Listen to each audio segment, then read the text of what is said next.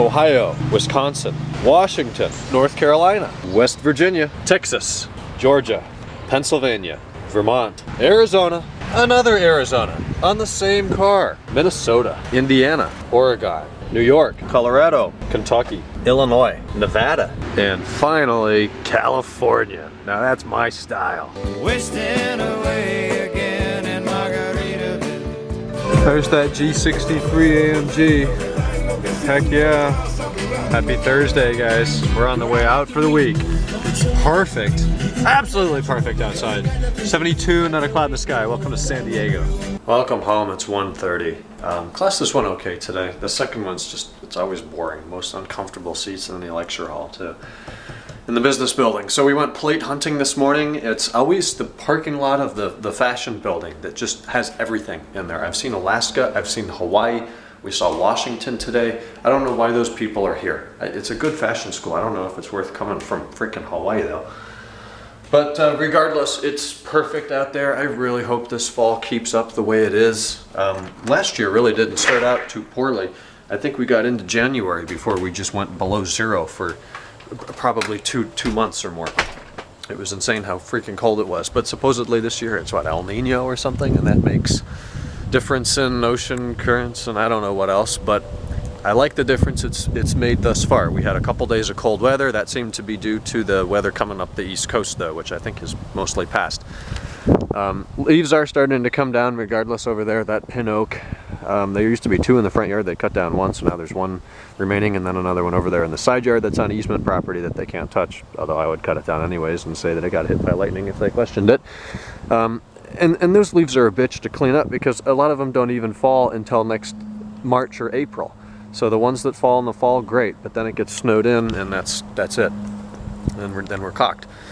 But the ECS order that Ken and I made last week regarding the seat trim pieces I needed, I had to buy the 2 extra switches and another seat rail kit. That is delivering today over at Kenan's house. He was the president of that order, seeing that he had the majority of the parts in it, but we combined the shipping to save some monies.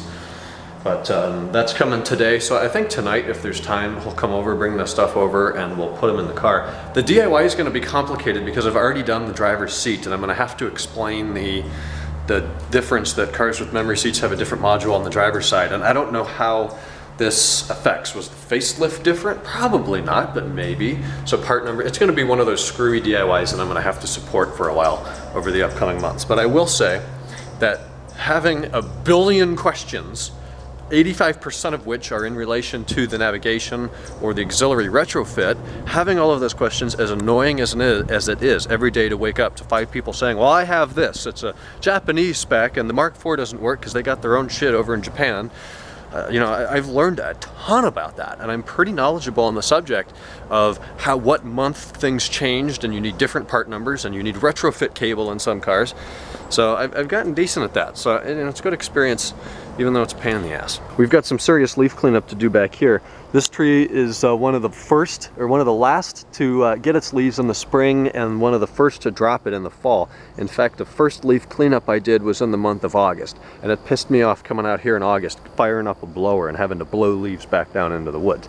I am fortunate I can do that though. We just dump them all back there and they rot up and it's good soil. Nonetheless, though, it's a slow, it's almost done, but it's a slow process of that tree shedding its shit. I think I'm correct in saying there's another preseason Cavaliers game tonight in Philadelphia against the Sixers, 76ers, I don't know what they want to be called. But against them, LeBron sits out tonight. The Sixers past season have been a, not so much a contending team. They've got some talent on there, but it's in the developing stages. Still, so it should be an easier team for the Cavaliers to play. So I'll probably watch that tonight. In fact, I will watch that tonight. I want to watch every preseason and regular season game. Last year, I think I only missed a few. I was in the air. I was flying somewhere once, so I couldn't be tuned into that one. Then we did the week cruise in December, end of December, and I missed a few games there. I missed the Christmas Day special against Miami Heat, but we lost that game anyway, so it didn't matter. Well, it would have been cool to watch. It's not all about win-loss, but I missed that. And then out in California, I missed a few. I kept up on the Cavs app and the NBA app, which I have push notifications on for actually all teams. Anybody that gets a double-double or scores over 30 points, I get push notifications for. Some good news for the day. we've got some extra parts to throw towards M5 engine work. A little bit of lawn mowing money has come in over the past few days. So we're gonna go get rid of it to the bank. It smells very strongly of toast. Oh, white toast. Oh, that smells good. Makes me want to go to Bob Evans.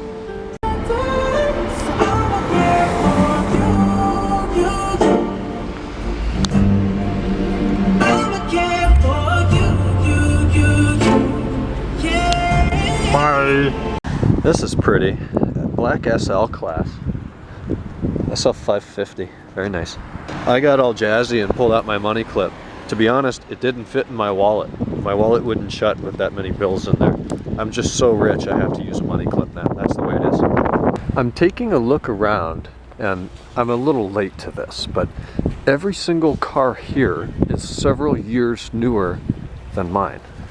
I have a 2000 and a 2002. That Audi might be like an 04. That Benz over there, that W211 I think it is wagon, that might be like an 03, an 01. But man, I am in a fairly affluent community, but every car in here is like, well, most of them, like 09 or newer. I spy a Ibis White B8 S4. Looking pretty on BBS wheels, I think. Joe, you're killing me right now because I don't know for sure. Hi, Joe. What's going on? How are you? Good, how about you? Beautiful car.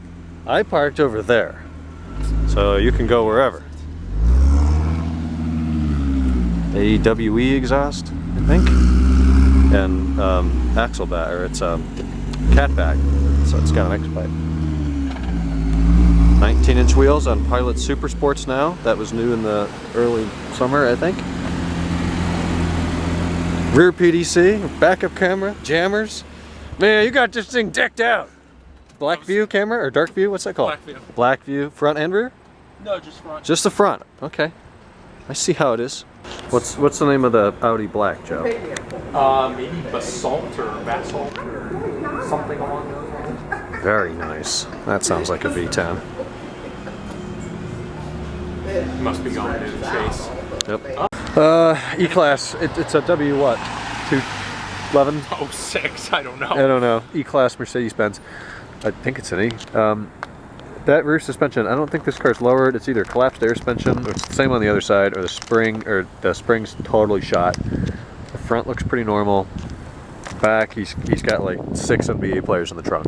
Steel blue 330 Ci, 5-speed manual, gray interior. Not bad at all. It's a beautiful shape, and a Manny. Adding to the fun of earlier today, New Jersey.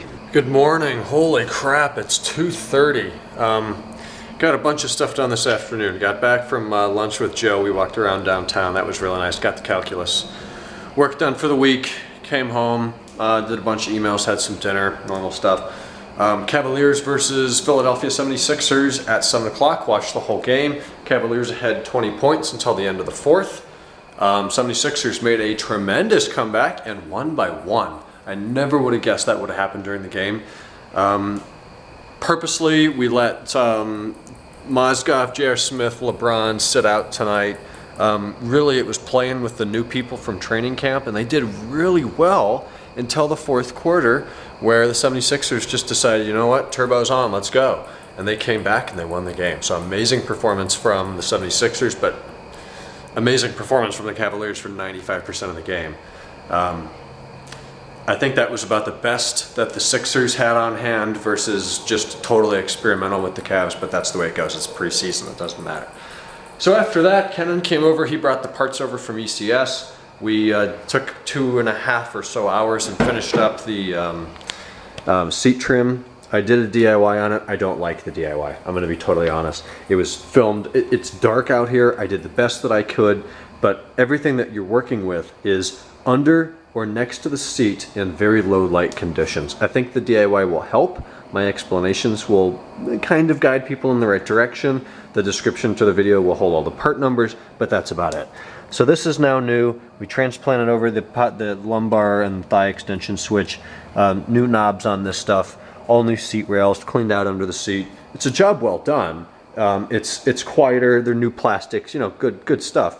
But it's just not a super easy DIY to follow for somebody that has no car experience. For somebody maybe like me, just looking for where the bolts are and what needs to be taken apart, it's great. It shows you how to do that, but it's not real in depth. And I tried to do a better job than what we did, but just lighting conditions wouldn't allow. So we got the switches on here. Those showed up. They're the right parts. So I'm happy with it. The job's done. It's done right. The only way to do it better would have been to take out both front seats, clean the carpeting underneath in full, and we wouldn't have even replaced any more parts than what I did. It just would have been a better clean out. And I think we did a pretty good job. So no complaints with that. It's all set. In other news, I got the quote from Larrick today. He put everything together in a PDF, broke it down by parts and labor. The part numbers aren't on the invoice, but the part description is. So in this new engine, it would include rod bearings, timing chains, timing chain guides, timing chain tensioners, and head gaskets. He put head gaskets in there, including the removal and reinstallation of the engine. I'm not going to talk specific figures with you guys, but it's about it's a little less than I expected, but it's what I wanted to be. I feared that it would be a higher number than what I expected. It's not. It's about what the job's worth. So it looks like we're going to move forward with that option. I'm gonna go over there and talk to him tomorrow. Taking the engine out, I understand that the clutches, the transmission's going to come out first. Well, the transmission's out. The clutch in this car has 88,000 miles on it. I learned to drive on this car, learned to drive manual on this car. So, you know, that's just harder on it. Having said that, it doesn't slip. It bites pretty hard. It picks up at the bottom, even though it's a self-adjusting clutch. It feels good. But having the transmission out, I think it would be foolish not to bolt a clutch in there when 95% of the labor costs are already done. The transmission's on the floor. At this point, it's a bunch of bolts holding the clutch onto the clutches on the, oh God, I don't even know, clutches on the engine. Either way, I feel it should be done. So I'm gonna have them add the parts and whatever extra labor is incurred with that onto that, see what that number looks like, and that's where my final decision is gonna be. The car should have a differential. I noticed the clutches don't. It's an LSD in the M5. I noticed the clutches don't hook up like they should. It doesn't lock the differential as it should. I got a great deal on a diff from Adam that I'm going to buy. 48,000 miles, brand new seals, perfect casing. So I'm going to have the diff, but when I take the differential down, I want to drop the rear subframe, replace the upper control arms, and replace the bushings in the subframe. And that's just going to add a bunch of parts and labor cost I don't want to deal with this fall. So I'm thinking this next spring, next summer, I'll be able to take it in there. Then we'll have the driveline tweaked, maybe do a center shaft bearing, maybe do a Jubo, probably not. The Jubo went in at 140 right before I bought the car, so it should be fine.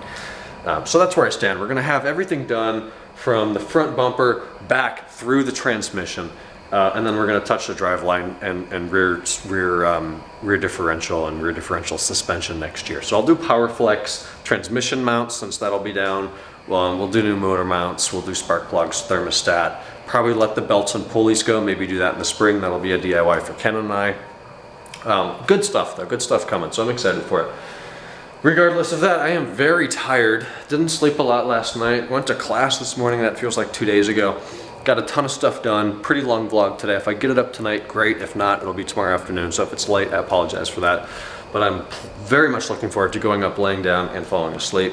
So I'll do what I can tonight, and I will talk to you guys tomorrow on Friday. Hope your week went well. Good night.